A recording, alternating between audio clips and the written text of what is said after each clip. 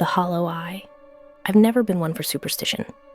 I've always considered myself a practical woman. My late husband, Mark, used to joke that I could live through an apocalypse and still worry more about whether the gutters needed cleaning. But after what I found in my backyard, after what I saw, I'm not sure what I believe anymore. It started on an ordinary Saturday morning in late September. The air was crisp, the trees in the distance already blushing red, and I decided that I would finally replant the old rosebed behind the house. The property had been in my family for generations, passed down quietly, like an heirloom nobody truly wanted, but nobody dared to sell. The soil was stubborn, tangled with roots and hard clumps of clay. My shovel struck something solid. At first I thought it was a stone, but then came a sound I didn't expect. A hollow clang, metallic and heavy. I crouched down, brushed away dirt with my gloved hands, and uncovered the edge of what looked like an old iron chest. It took me nearly an hour to haul it free. The thing was big enough to hold a trunk full of clothes, yet impossibly heavy for its size. Its surface was pitted with rust, the hinges swollen with decay. When I touched it, I jerked my hand back. The metal was cold, colder than the autumn air, like it had been buried in ice instead of dirt. The chest had a lock, but it crumbled when I struck it with a hammer. I lifted the lid, the hinges screaming as though they hadn't been touched in centuries. Inside wasn't treasure, no gold, no letters, no family silver, just photographs, dozens of them, stacked neatly in uneven piles. They were old, sepia-toned, black and white, the kind you might find in a museum archive. My ancestors stared back at me from stiff portraits and candid group shots. Some of the faces I even recognized from framed pictures in the attic. But there was something horribly wrong. In every single photograph, no matter the year, no matter the subject, each person was missing their left eye. Some were smudged out with ink or ash, as though burned away. Others bore crude scars, deep black gouges where eyes had once been. And in the older ones, the earliest photographs, there was simply a void, a strange blur, like the camera itself had refused to capture that side of their faces. At the bottom of the chest, beneath the photographs, was a smaller object wrapped in decayed cloth. I peeled it open to reveal a brass hand mirror, its glass cracked into jagged veins. I caught my reflection in it, fractured, smeared, unnerving. For reasons I still don't understand, I kept the mirror. I should have closed the chest, pushed it back into the ground, and buried it deeper than before. But instead, I carried the photographs into the house, spreading them out across the kitchen table. My bloodline unfolded before me, generation after generation, every one of them scarred, mutilated, missing. That night, as I tried to sleep, I swore I could hear scratching. Not outside my window, not in the walls.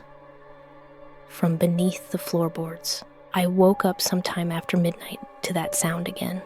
At first, I thought it was mice, or maybe a raccoon nosing under the porch. But when I lay still and listened, the scratching came slow, deliberate, like nails dragging against wood, from beneath me. The old house creaked with every breath of wind, but this was different.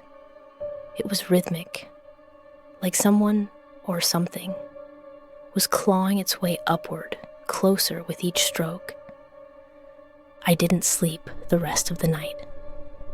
By morning, the sound was gone, replaced by the chirping of sparrows and the rustle of leaves. I almost convinced myself it was just the pipes, or an animal trapped in the crawl space. Almost. When I went down to the kitchen, the photographs were still laid out across the table. Their faces greeted me like an audience I hadn't invited. Their empty sockets stared, or rather failed to stare, straight through me. I picked up one of the older ones, a group portrait from the late 1800s, a family of 5 standing rigid in Sunday clothes. The father's left eye was nothing more than a dark hollow. The mother's face had been scratched, the photograph etched with deep grooves where her eye once was. Even the children, 3 small and smiling things, were marred, their innocence blackened by the same absence. I dropped the picture, unsettled, and accidentally brushed my fingers against the cracked brass mirror. I shouldn't have looked, but curiosity won. My reflection stared back at me, fractured by the crack down its center. For a moment it looked normal, just me, pale from lack of sleep, hair tousled, but then the glass seemed to hesitate. I blinked. My reflection blinked a second later, and in that split instant, my left eye looked darker, sunken, as if the socket were already hollow. I nearly dropped the mirror, heart hammering against my ribs. I told myself it was just the crack in the glass playing tricks, a distortion. But deep down, I knew better. That night, the scratching returned, louder, closer. When I finally drifted into a fitful sleep, I dreamed of a vast field under a black sky. Shapes stood in the tall grass, people, dozens of them, faceless silhouettes, staring in silence. One by one, they raised their arms and pointed at my left eye. I woke with a start, breath ragged, my skin clammy with sweat. The house was quiet, too quiet. But when I glanced at the kitchen table on my way to pour a glass of water, I froze. The photographs weren't where I had left them. They were arranged differently, and at the very top of the pile was one I hadn't seen before, a photograph of me, standing in my kitchen, taken from outside the window. My left eye was gone. I didn't touch the photographs again for 3 days. I shoved them back into the iron chest, slammed the lid shut, and covered it with an old blanket in the corner of the dining room. But ignoring them didn't help, because the house itself seemed to remember. Every night, the scratching beneath the floor returned.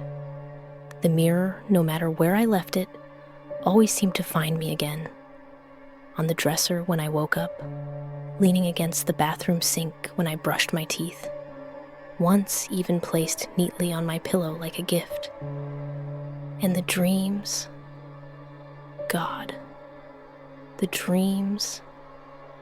Each time I stood in that same field beneath the black sky, the faceless crowd grew larger. They didn't move, they didn't speak, they only pointed, every hand lifting in eerie unison toward my left eye. By the 4th night, I woke with such a pounding headache behind that eye that I staggered to the bathroom, half convinced I'd find blood dripping down my cheek. But the skin was whole. The eye was there. For now. Desperation drove me to research. I dusted off the old family trunk in the attic, where my grandmother had hoarded brittle letters, faded diaries, and parish records. The further back I dug, the more wrong things became. There were mentions of accidents, always gruesome, always the same. My great uncle who lost his eye in a farming mishap, a cousin who fell from a carriage, the wheel crushing his skull, a suicide note from 1902, describing unbearable visions that would not leave him. Every story ended the same way. the left eye destroyed. It wasn't coincidence. It was pattern. Still, I needed confirmation. Something in writing, and I found it, tucked inside the binding of a leather journal that had belonged to my great-great-grandmother, Elizabeth. Her spidery handwriting filled the brittle pages, each entry darker than the last. She wrote of a famine, of starving children, of nights when the fields yielded nothing but rot. And then she wrote of a visitor. He came in shadow, the entry read. He offered us life for a price, an eye for a vision, a promise that my bloodline would endure the hunger if we gave him the sight of the left. I read those lines again and again until the words burned into my brain. An eye for a vision. A curse, not a blessing. The journal ended abruptly. The last sentence stopped mid-word, ink smeared as though the pen had been yanked away. I wasn't the only one who knew. The next afternoon, I walked across the field to my neighbor's farm. Old Mr. Halloway had lived there since before I was born, and his family had been in the valley longer than mine. I thought if anyone knew the truth, it would be him. He opened the door slowly, peering at me with suspicion before stepping aside. His home smelled of dust and wood smoke. When I mentioned the chest, his face went pale. "You should have left it buried," he muttered, lowering himself into a creaking chair. "That box wasn't meant to see the light again. Your people locked it away for a reason." "What reason?" I pressed. "What does it mean?" His eyes clouded. He wouldn't meet my gaze. "Your bloodline's been marked since Elizabeth's time. Some debts never close, child." The chest was a reminder, a warning. I demanded to know more, but he only shook his head, jaw tight. Finally, he rasped, "Don't look in the mirror. That's how it starts. That's how he finds you." I left his house more frightened than before, because the mirror, the cracked brass one I'd pulled from the chest, was waiting for me when I got home, propped up on the table. And this time, when I looked into it, my reflection was smiling. I wasn't. That night, I locked the mirror in a drawer. I wrapped it in a towel, shoved it under piles of junk, and told myself it couldn't hurt me if I couldn't see it. But when I woke the next morning, it was sitting on my nightstand. The towel was gone. I didn't scream. I didn't throw it across the room. I just sat there, staring at myself through its cracked surface, heart thundering against my ribs.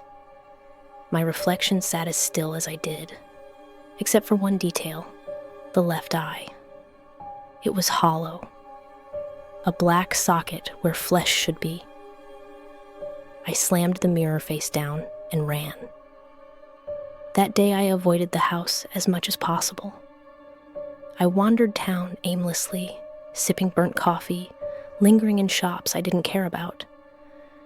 I didn't want to go home. I didn't want to see those photographs or hear the scratching that now seemed to echo in my head, even when I was outside. But eventually, the sun went down, and I had nowhere else to go. The house welcomed me with silence. Too much silence. I kept the lights on as I cooked dinner, glancing over my shoulder every few seconds. Every shadow looked too long, too deep. The corners seemed to breathe. After a few bites of food, I lost my appetite. That's when I noticed something. The photographs I had shoved back into the chest, they weren't there anymore. They were spread out across the kitchen table again, but not the same as before. New ones had been added. I picked one up with trembling hands. It showed me, standing at the sink, the photograph taken from behind. Another one showed me sleeping in bed, mouth slightly open, the room bathed in moonlight. And another, God. Another was of me standing in the hallway, staring directly at the camera, even though I had no memory of it. Every single one had my left eye blackened out. I didn't sleep that night. I sat in the living room with every light burning, gripping a fireplace poker, like it could protect me from whatever was watching. Sometime after 2 a.m., the scratching began again. Louder this time. Faster. Then it stopped. The silence pressed in thick and suffocating. I held my breath. And then I heard it. A voice. Faint, hoarse, whispering right beneath the floorboards. It said my name. I don't remember falling asleep, but I woke at dawn to pale light bleeding through the curtains. For one brief moment, I thought maybe it had all been a nightmare, until I saw the mirror. It lay on the floor in front of the couch, shards of glass scattered like teeth. It hadn't just cracked further, it had shattered. And in every jagged piece of glass, I saw the same reflection. My face, my body, and a hollow black socket where my left eye should have been. I should have left the house, packed a bag, driven until the tank was dry, and never looked back. But I didn't. Instead, I went back into the attic. Something told me I hadn't seen everything, hadn't dug deep enough into the rot my family had tried to bury. The photographs, the mirror, the whispers beneath the floor. They were fragments. I needed the whole picture, no matter how much it terrified me. The attic smelled of dust and mothballs, the slanted ceiling pressing down like a lid. I tore through every box, every trunk. My fingers blackened with grime until I found it. A false bottom in a cedar chest. Beneath the rotting wood was another journal. Smaller, bound in cracked leather, its cover soft from age. The handwriting inside belonged to Elizabeth, my great-great-grandmother, the same woman who had written of the famine and the bargain. This journal was different. It wasn't just daily accounts. It was a confession.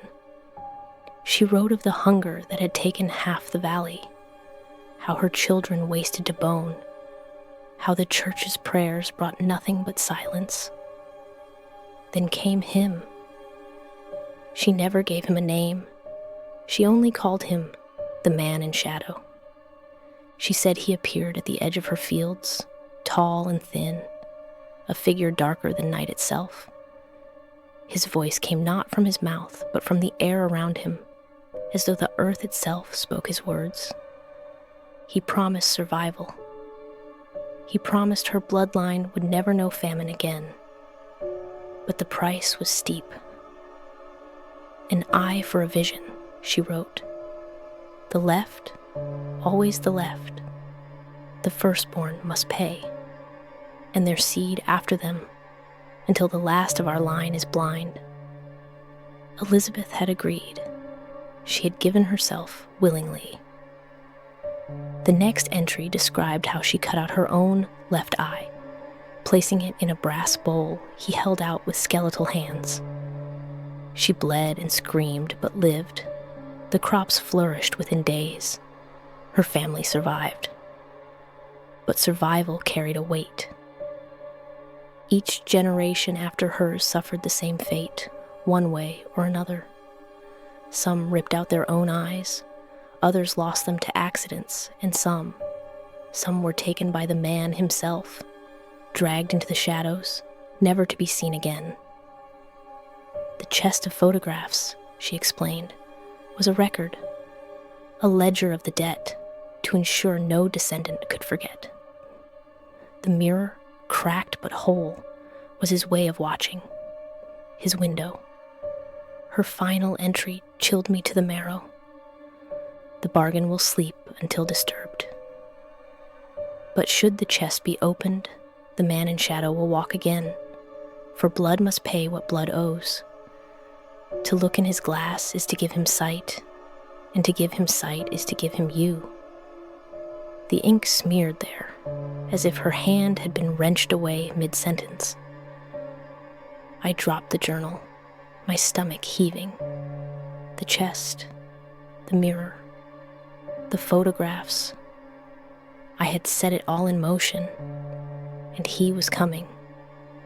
That night, the scratching didn't just come from beneath the floorboards. It came from the walls, the ceiling, the windows. I barricaded the doors with chairs, stuffed towels under the cracks, turned on every light. But light didn't matter anymore, because in the reflection of every window, every picture frame, even the polished surface of the kettle on the stove, I saw him, tall, silent, a figure darker than dark, and always, he was pointing to his left eye. I didn't sleep. I couldn't. I sat in the living room all night with every lamp blazing, the photographs piled on the floor like a shrine I never asked for. My skin prickled with the certainty that I wasn't alone. The scratching began at midnight. But this time, it wasn't faint. It wasn't distant.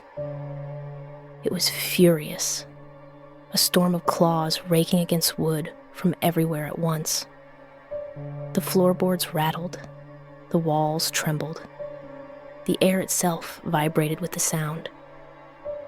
I clutched the fireplace poker, my knuckles white, and whispered to myself that it wasn't real, that if I closed my eyes, if I covered my ears, it would stop. Then the photographs shifted. I swear to God, they moved. One by one, the images turned to face me, as though invisible fingers were rearranging them on the floor. I couldn't look away. And in every single one, the eyeless ancestors weren't still anymore. They were moving, mouths opening in silent screams, hands raised, reaching out of the glossy paper, empty sockets weeping black. I stumbled back, tripping over the rug, and landed hard against the chest. Its lid slammed open by itself, a cloud of cold air spilling out as though it held the breath of a tomb. From inside, a new photograph floated upward, landing at my feet. It was of me. Not me in the kitchen. Not me in bed. Me now, standing in the living room, holding the poker, eyes wide with terror. And of course, the left eye was gone. The scratching stopped.